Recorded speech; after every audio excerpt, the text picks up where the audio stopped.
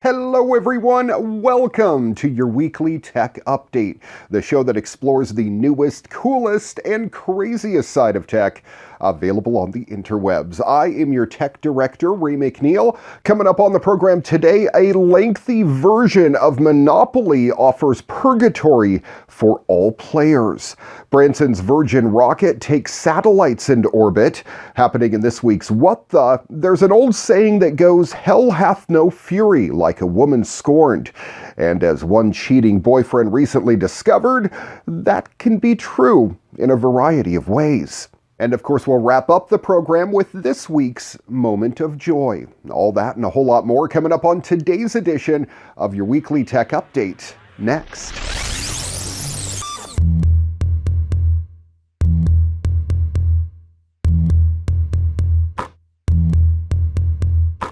Purgatory is defined as a place or state of suffering inhabited by the souls of sinners prior to their ascent to heaven.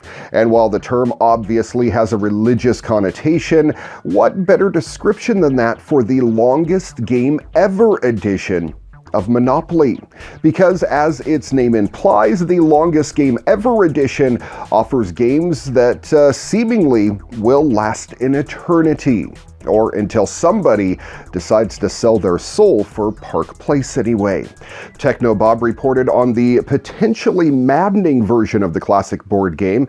Gaming and toy company Hasbro highlights on its site that the $20 game is lengthened in multiple ways, including the addition of 38 properties, as well as the disallowance of property auctions.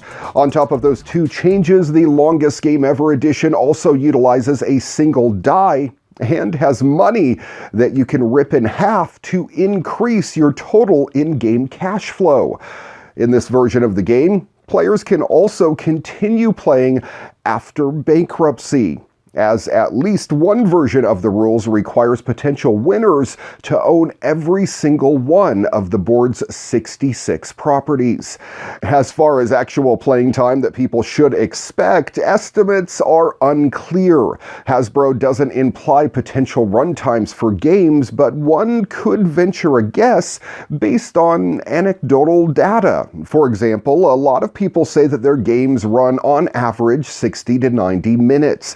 Considering the longest game ever edition has more than double the properties versus the original, it'll likely last at least twice as long, and probably much longer considering the rule changes. I'm actually going to venture it's probably in the 6 to 8 hours range, possibly even more. After all, the term purgatory can also refer to the quality of cleansing or purifying something.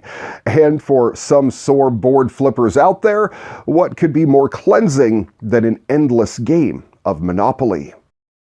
Elon Musk back in the news, teasing his latest philanthropic endeavor recently. It's a contest meant to encourage more innovative carbon capture technologies.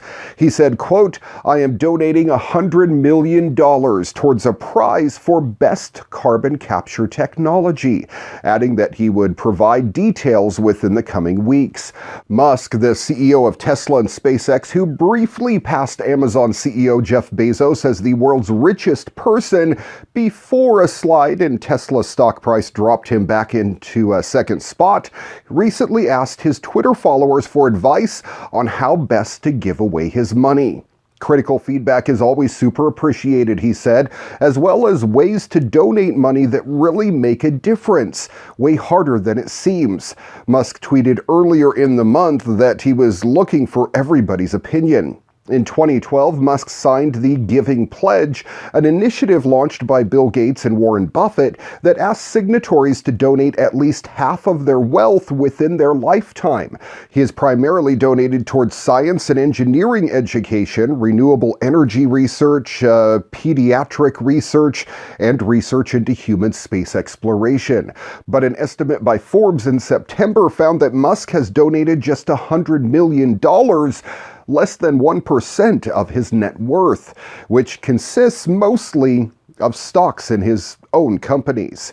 Still, Musk's proposed carbon capture contest would go toward a cause that is likely to play a major role in fighting climate change moving forward, especially under the Biden administration. If there's anything YouTube engineers love, apparently, is building real-life versions of props from movies based on comic books. YouTuber Jake Laser, for example, has previously made a self-tightening Spider-Man suit and Spidey web shooters, which shoot hand sanitizer now. Laser has set his sights on Hawkeye's iconic bow and quiver, and for a first version of a prototype, it's a decent shot at emulating the real thing. Laser's made countless other props from the best Marvel and DC movies, although this one may be the best one so far, or at least the one that'd be the most fun to use anyway. Like Hawkeye's quiver in the Avengers movies, Laser's version has a motorized chamber which matches up an arrow with a different tip type. Laser's version has a selection of 7 different types of arrow tips: a trick, smoke, kaboom, grapple, flare, taser, and a rocket. And he can load any of them with the click of a button. Among the 6 different types of arrows in Laser's Hawkeye bow are smoke arrows, grapple arrows, and kaboom arrows that do indeed explode and go kaboom. The rocket arrow is undoubtedly the most impressive one, however. It's hard to say exactly, but it looks like Laser can shoot that one a couple of 100 yards, and it works consistently to boot.